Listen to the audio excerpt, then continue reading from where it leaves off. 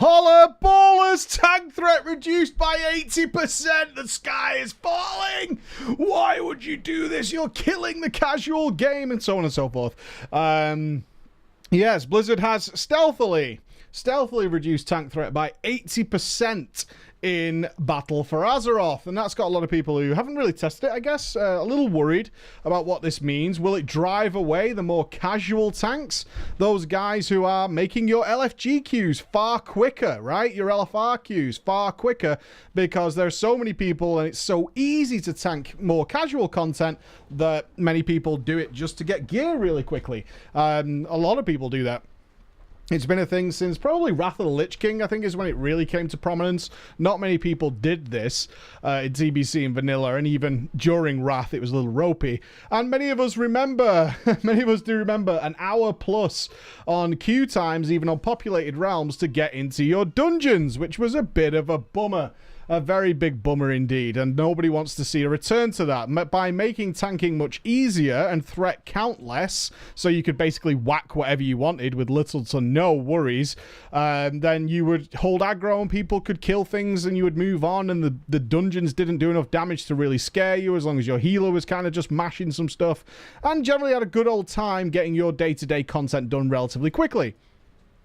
So, let me put some fears to rest straight away. This change has actually been in for a little while. We just didn't know about it. Once again, you might recall I made a video not too long back that Blizzard is being super secretive about Battle for Azeroth, probably to try and avoid the kind of feedback they're getting again with the tank threat, like they've had with global cooldown changes, like they've had with a whole variety of changes. Sometimes we just get a post saying, you know, we're changing this thing, and then most of the time we're not actually getting a post at all. They're just kind of shoving it into the beta and doing what they did in Legion. You might remember when they scaled the world, their claim was, we actually put this in ages ago and none of you seemed to notice, so we didn't think it was worth mentioning. Who remembers that? Because I do. I do. This is what they're doing. It's sort of a standard practice, is they just shove it into the game somewhere and see if anybody really notices and whether or not it'll fly under the radar or not. The only mention I made of it, because I recently did the tank comparison, we've done a full comparison video of all the tanks in BfA, is I did mention on some of the classes that it looked like they had either nerfed or squashed their DPS. I did notice sometimes that just whacking Thunderclap or whatever wasn't enough anymore to run off to the next pack and gather a really nice AoE fest, which is kind of how the game has been for a very, very long time. We're talking like 6 to 8 years the game has been like this, and notice that 1 or 2 mobs were straying off. Now, what you should take there is some confidence. Yeah, 1 or 2 mobs. Is this a big deal? No. Today I tanked on every single tanking class again, ran dungeons with them. It's fine. It's absolutely fine. As long as you're at least playing the game, you're not going to have any issues here. At least when you're playing with people of an appropriate gear level to yours. And this is where this old Wrath and Kata thing starts to rear its ugly head, because we are going back to the stage where if you end up in, say, a daily heroic and there's somebody in there who is massively overgeared, but Blizzard has incentivized them to be there like they did with the legendary essences, you're not going to be able to tank against them. It's really as simple as that. There are some things you can do. So while you taunt mobs, you get a huge threat multiplier, which means all the stuff you do within the taunts will do huge amounts of threat. So you can keep them off them for a reasonable amount of time.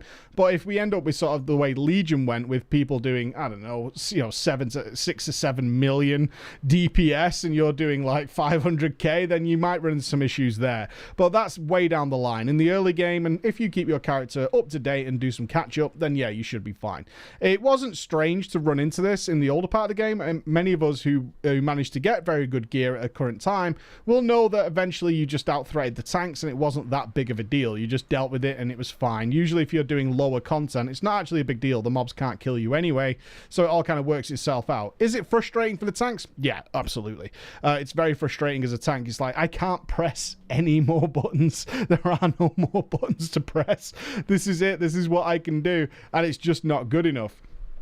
So as long as I would say the biggest changes that I've noticed in my gameplay is, while tanking dungeons, is just making sure that I'm actually clicking other mobs. I've not had to do that in a very long time. Usually just focusing on the first mob you charge to, whatever, and just passively cleaving everything else is so much more than is needed to actually hold threat against anybody doing any damage, that you could just sort of AFK and mindlessly do through it. So I actually think it's a good change for that reason, is that I've had to sort of tab between mobs and say, have I hit this one yet? Has he just been sort of swiped? Has he just been stood in death and decay? Maybe I need to throw a heart strike on that or something along those lines. Do I need to shear this mob? And just keeping a general track of what I'm doing, it makes it a more engaging experience. Now, I will say there are definitely some players who are going to suffer from this. Firstly, the reason this change has come in probably isn't to make a more engaging tanking experience, because that's not really what they've achieved. As I said, it's pretty much fine. It's hard to even notice it, certainly if your DPSs aren't up to scratch. It's probably because of what's happening at Super High Mythic Plus.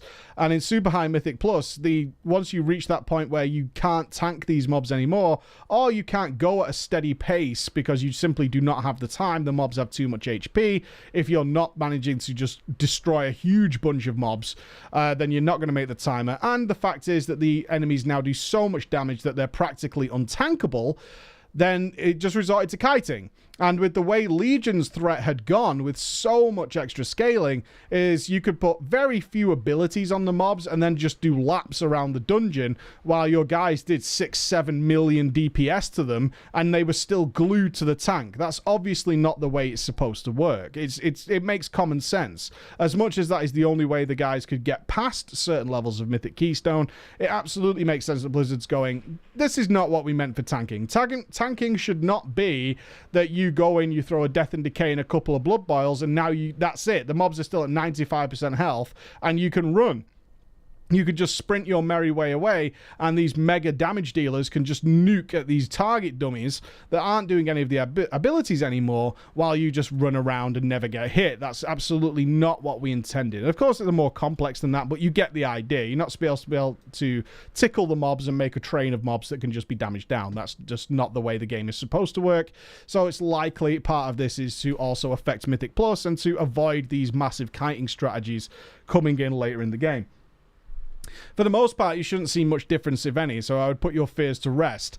There will definitely be some players who suffer, though. We do know there are a lot of weaker players in WoW, and they have no doubt been trained since the joining of the game. You got to remember, we're talking about a change that hasn't been implemented for years now. Years and years and years. So there are undoubtedly a huge amount of players who have joined after the threat changes, certainly since Wrath of the Lich King, who have never known any different, and now things are going to be different for them. They are going to struggle a little bit, but hopefully they'll adapt. Just by changing target is more than enough. Having to think a little bit more about what buttons they're pressing rather than just pressing Consecration and calling it a day. Everything's good, my life is fine. Now I actually have to think about these things a little bit. So for me, it's a fine change.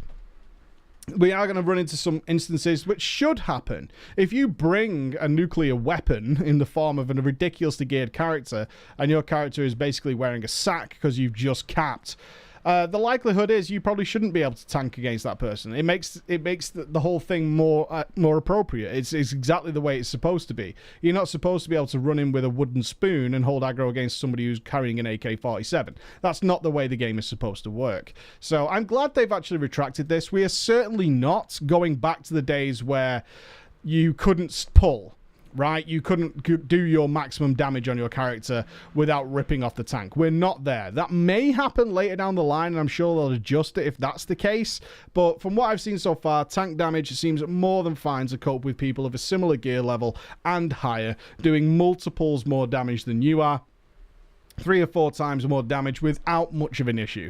So I wouldn't worry about it right now. Maybe further down the BfA expansion line, it's something that might need addressing, but for the moment, they seem to have got it quite right, and maybe we'll just start seeing some tanks carrying a little bit of extra threat gear depending on what they're doing and seeing what's going from there. Remember, we'll now start seeing Tricks of the Trade and probably Misdirect used a little bit more. Those abilities have been gone to waste. I am convinced after doing so many dungeons that rogues do not even realize what Tricks of the Trade is for, because it makes no sense in Legion, it didn't make sense in WoD, it doesn't make sense in Kata even.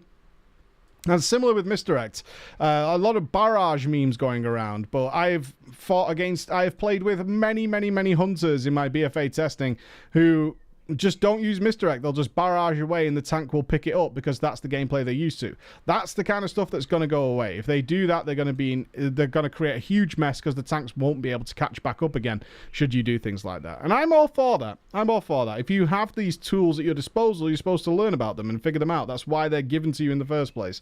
But I'm sure some people will have issue with that. So don't worry too much. It's all going to be fine. Thank you very much, guys. I'll see you again. Bye-bye.